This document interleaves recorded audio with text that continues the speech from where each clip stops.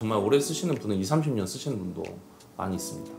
뭔가 병원이 수익을 추구하려고 금을 권장한다 이렇게 좀 오해할 수도 있기 때문에 이제 설명을 처음부터 이제 잘 드리는 게 좀 중요할 것 같아요.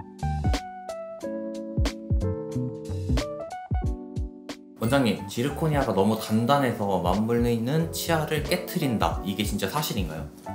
네, 실제로 지르코니아 자체는 굉장히 강도가 강한 편에 속하고요. 이를 꽉 무는 습관이 있다든지 아니면 이제 교합 조정이 잘 안 되어 있는 상황이라든지 이런 경우에는 뭐 이제 맞물리는 대합 치아가 금이 간다거나 심한 경우는 깨지는 경우도 있을 수 있습니다. 자연 치아도 꽤 단단하다고 들었는데 지르코니아가 더 단단한가요? 좀 전문적인 어떤 수치로 좀 표현을 해보자면 치아의 겉면을 이루고 있는 범낭질 같은 경우는 비커스 경도로 따지면은 이제 보통 300에서 400 그에 반해서 지르코니아 같은 경우는 1200에서 1300 정도 이 정도 된다고 생각하시면 될 것 같습니다. 강도가 높다는 건 이제 내구성이 뛰어나다는 장점은 있지만 상대적으로 자연 치아가 강도가 약한 편이기 때문에 자연 치아를 마모시키거나 금이 가는 현상이 발생할 수 있습니다. 그리고 특히 그 교합력이 강하거나 이를 악무는 습관이 있으신 분들은 주의가 필요합니다. 그렇다면 지르코니아는 어금니에 쓰면 위험한 건가요? 지르코니아를 어금니에 사용한다고 해서 꼭 그게 위험하다고 볼 수는 없습니다. 지르코니아는 강도와 내구성이 뛰어난 재료이기 때문에 특히나 씹는 힘이 강한 어금니에 충분히 사용할 수 있는 재료입니다.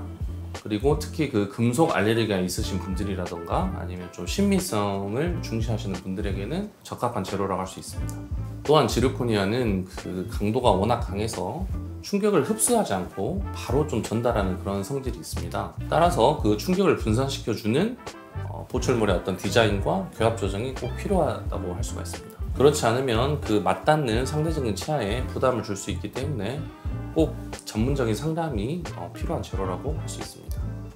원장님, 그러면 심미적인 걸 빼고 기능만 봤을 때 어금니 보철 재료 중에 어떤 게 제일 좋다고 생각하세요? 기능만 봤을 때는 제 생각에는 이제 금이 가장 이상적이라고 저는 생각합니다.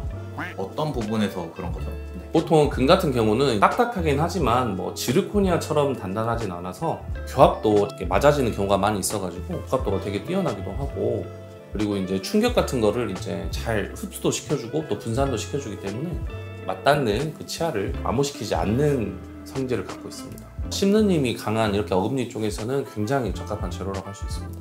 금 같은 경우는 정말 오래 쓰시는 분은 20, 30년 쓰시는 분도 많이 있습니다. 금이 정말 그 생체 친화적인 측면에서 정말 좋은 재료고 금으로 인해서 어떤 그런 이물감이라든지 좀 염증 반응이나 이런 게 저는 아직까지는 보지 못했습니다. 장점만 이렇게 들었을 때는 완벽하거든요. 단점이 있을 것 같은데 단점은 어떤 게 있을까요? 단점은 이제 금 자체의 색이 우선 신미성에 문제가 있다고 봐야죠. 아무래도 이제 앞니 쪽이나 이런 쪽에서 좀 이제 금리를 적용시키기가 쉽지 않고요. 또 큰 단점 중에 하나는 이제 단가.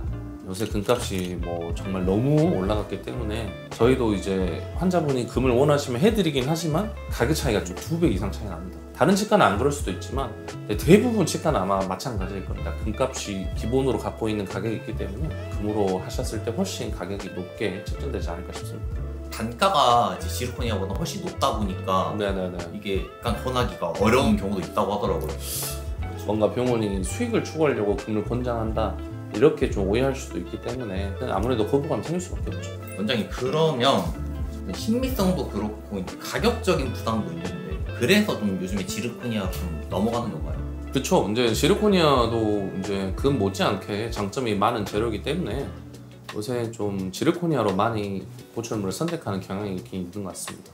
목걸이나 이런 반지 이런 것도 18K, 24K 이런 게 있는데 네네네. 이런 금리도 이런 게 있을까요? 네, 보통 치과용 금은 이제 고기금속 합금, 그냥 기금속 합금, 비기금속 합금 뭐 이렇게 나눌 수가 있을 것 같은데 보통은 60% 정도 되는 고기금속 합금을 보통 사용합니다. 순금으로 하는 거는 약간 사실 보충용으로 그렇게 적합하지 않고요. 어느 정도 이제 강도나 이런 거를 유지하기 위해서 이제 적절히 섞어서 이제 사용을 하는데 이거를 결정하는 데 있어서도 환자의 어떤 부강 환경이라든지 어떤 상태에 따라서 달라질 수도 있습니다. 원장님, 그러면 이제 금리 말고도 어금니에 자주 쓰이는 좀 재료들이 있을까요? 혹시 뭐 있다면 장단점 이렇게 설명해 주시면 좋을 것 같아요. 크게 이제 포셀린이라고 해서 이제 도자기라고 이해하시면 되는데 이게 덮어져 있는 그런 형태의 재료들이 좀 있습니다. PFM, PFZ, PFG 뭐 이렇게 나눌 수 있을 것 같은데 프레임이 뭐냐에 따라서 달라지는데 PFM을 먼저 예를 들어보면 포셀린 퓨즈드 메탈 이거의 약자라고 보시면 되는데 메탈은 말 그대로 이제 금속에 하얀색으로 이렇게 덮어져 있는 그런 형태의 보철물이라고 이해하시면 될 것 같습니다. 장점이면 이제 메탈이다 보면 약간 강도가 좋은 건가요? 그렇죠. 정말 메탈이기 때문에 단단하고 거의 뭐 깨지거나 이러진 않는데 문제는 이제 그걸로만 이루어진 게 아니다 보니까 포셀린이 이렇게 덮어져 있잖아요. 도자기의 두께에 따라서 다르긴 하지만 깨지기가 쉽고 또 이게 PFM 같은 경우는 이제 그 경계면이 이렇게 비쳐 보이는 경우가 있어요. 프레임을 이루고 있는 게 금속이다 보니까 금속의 색이 신미성이 좀 떨어지는 부분이 있고요. 그리고 이제 메탈이 결국에는 근본을 이루고 있기 때문에 금속 알러지가 있으신 분들이 있어요. 이런 단점이 좀 있을 수 있습니다. 그러면 요즘 또 많이 쓰는 게 또 보면 지르코니아가 들어가는 PFZ인가요? 포셀린 퓨즈드 지르코니아 이걸 줄여서 PFZ 이렇게 이야기를 하는 건데요. 이 재료는 이제 크게 뭐 단점이 없다고 볼 수 있는데 이게 임상적으로 봤을 때는 굳이 이제 지르코니아 자체가 신미성이 떨어지지 않는데 거기에 이제 그 도자기를 씌우는 경우가 그렇게 많지는 않습니다. 프레임을 지르코니아로 하는 건 그냥 다 하는 게 네네네. 왜냐면 이제 도자기를 쓴다는 게 결국에는 신미성 때문인데 지르코니아 이렇게 신미성으로 뒤지지 않기 때문에 굳이 이렇게 하실 필요가 있나? 이건 이제 저의 이제 개인적인 견해입니다. 그러면 PFG는 어떤 건가요? 포셀린 퓨즈드 골드. PFG는 쉽게 말해서 금 같은 경우는 좀 신미성이 떨어진다고 말씀드렸잖아요. 그래서 이제 그런 단점을 좀 보완할 수 있게 도자기로 이제 입혀놓은 그런 형태의 보철물이라고 이해하시면 될 것 같습니다. 도자기로 덮어놨지만 어쨌든 금 자체에 충격을 흡수하는 기능이라든지 이런 건 그대로 있기 때문에 장점이 모아진 그런 보철물이라고 볼 수 있을 것 같습니다. 그러면 약간 PFG가 약간 최강 조합이 아닐까요? 최강 조합이긴 하지만 그래도 어쨌든 덮어놓은 도자기가 깨질 염려가 있고요. 그리고 어쨌든 단가는 또 이제 피할 수 없으니까 가격 차이는 뭐 다른 보철물에 비해서 당연히 훨씬 고가라고 이해하시면 될 것 같습니다. 제가 정리를 하자면 PFM은 튼튼하지만 신미성이 떨어지고 네. PFZ는 신미성은 좋지만 파절 위험이 좀 있고 그리고 PFG는 금의 기능과 약간 도자기 외관 때문에 신미성인 부분은 갖췄지만 아무래도 비싸다 이 정도로 이해하면 될까요? 네네, 그 포인트들을 잘 짚어주셨고요. 이런 보철물 선택할 때 우선 뭐 당연히 이제 환자분이 생각하는 어떤 뭐 경제적인 부분이라든지 또 환자분의 구강 상태 또 환자분이 어떤 걸 중시하시는지 이런 거를 잘 고려해서 결정하는 게 중요할 것 같습니다. 환자분들이 치과에 오셔서 예쁘게 해달라는 말씀을 많이 하시는데 치과 보철물이라는 게 이제 단순히 색만 보고 이렇게 결정할 수 있는 건 아닙니다. 재료마다 경도, 유연성, 또 내구성, 또 이제 마모 특성, 그리고 생체 적합성까지 다 다르게 설계되어 있습니다.